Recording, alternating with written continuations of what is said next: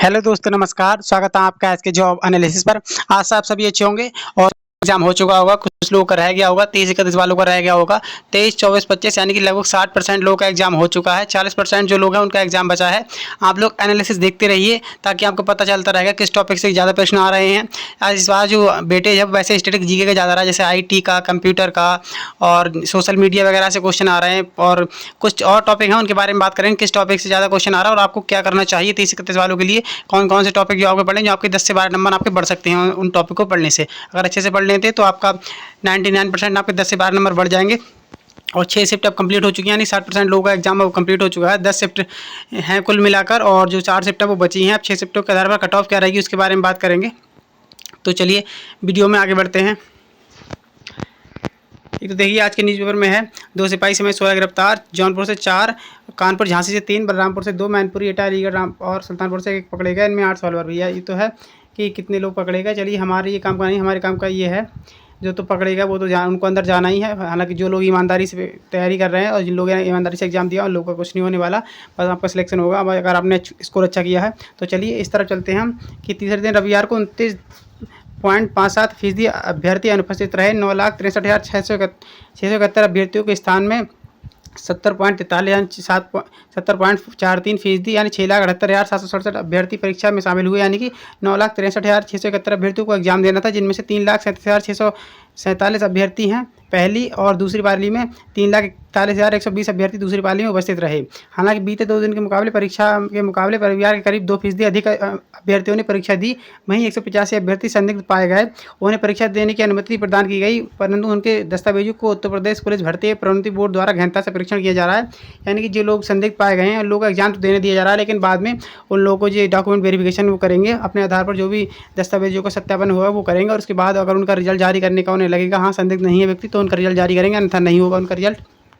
तो चलिए ये तो अब यहाँ पर आप देख सकते हैं कि जिन लोगों का 23-24 में इनका एग्ज़ाम हो चुका है, तो 23-24 के आधार पर इन लोगों का जो नॉर्मलाइजेशन, इसमें मैं 25 का शिफ्ट नहीं है वैसे, तो 25 का भी उसमें बताया था, लेकिन मैंने गलती से 25 का अकाउंट वो दूसरा वाला पिक था वो नहीं लिया है। तो चलिए इसमें देखते हैं कि 23 और 24 वालों के लिए जो आपका एवरेज स्कोर था वो क्या रहा।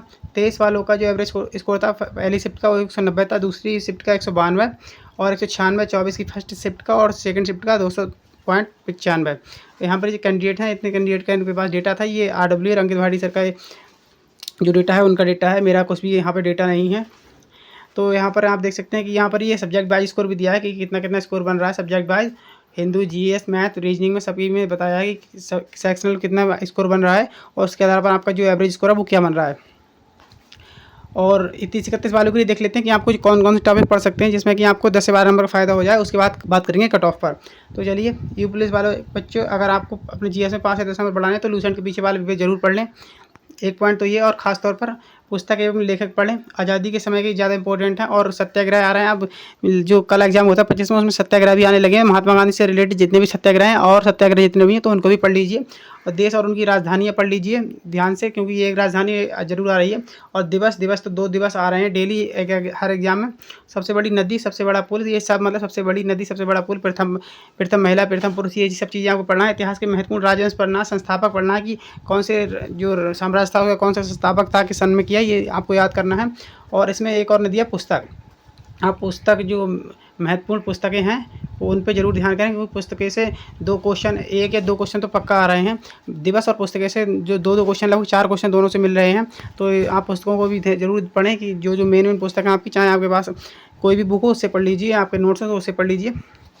तो चलिए अब बात करते हैं कट ऑफ की। तो कट ऑफ में अगर इस आधार 6 शिफ्टों के आधार पर देखा जाए तो कट ऑफ जनरल के बारे पहले बात करते हैं। तो जनरल की जो कट ऑफ है, अगर आपके 210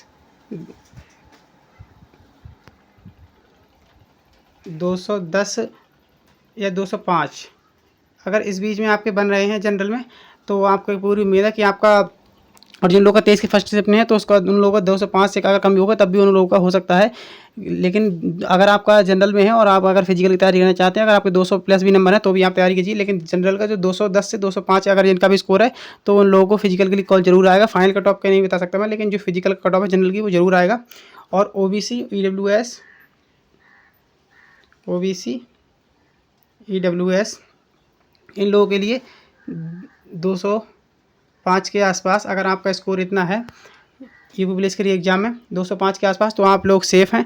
205 बिल्कुल आप सेफ मानिए। और बाकी जनरल का 210 के आसपास मान लीजिए, 205 से 210 के बीच में, क्योंकि जिन लोगों को पहली शिफ्ट में था तो उन लोगों को 5 भी चल जाएगा। और बात करते हैं एससी और एसटी के लिए। एससी का जिन लोगों का 190 स्कोर बन रहा है तो उन लोगों का पूरी चांस है कि आपके लिए फिजिकल के लिए कॉल आएगी। और रही बात एसटी की, तो एसटी अगर आप 180 प्लस हैं तो आपको पूरी उम्मीद रखनी चाहिए कि आपके लिए फिजिकल की कॉल आएगी। और फीमेल की बात कर लेते हैं, तो फीमेल में जिन लोगों का भी 195 से ऊपर है तो उन लोगों को पूरी उम्मीद रखनी चाहिए कि आपका जो फिजिकल के लिए वो कॉल आएगी। बाकी फाइनल मेरिट कुछ भी जा सकती है, तो ये मैं बता रहा हूँ कि आपको फिजिकल के लिए कितना जा सकता है। हालांकि इस पर फाइनल भी हो सकता है, वो तो बाद में ही पता चलेगा। लेकिन ये एक्सपेक्टेड कट ऑफ है, कोई ऐसा नहीं है कि जो बता दी वही रहेगी। लेकिन मेरा तो जो अनुमान है उसी हिसाब से मैं बता रहा हूँ कि इतनी कट ऑफ रहनी चाहिए, बाकी हर कैटेगरी के हिसाब से। बाकी आपका भी कोई अगर आपका अनुमान हो या आपका कोई भी कुछ पूछना हो तो आप कमेंट कर दीजिए, मैं आपको रिप्लाई कर दूंगा। आपके कितने मार्क्स हैं आप कमेंट में ज़रूर बताइए कि आपके कितने मार्क्स बन रहे हैं सब, यानी कि जो नेगेटिव हटा के टोटल मार्क्स हैं वो आपके कितने बन रहे हैं। तो चलिए यही बताना था दोस्तों। वीडियो अच्छी लगी हो तो चैनल को सब्सक्राइब कर दीजिए, वीडियो को लाइक शेयर कर दीजिए। धन्यवाद। जय हिंद, जय भारत।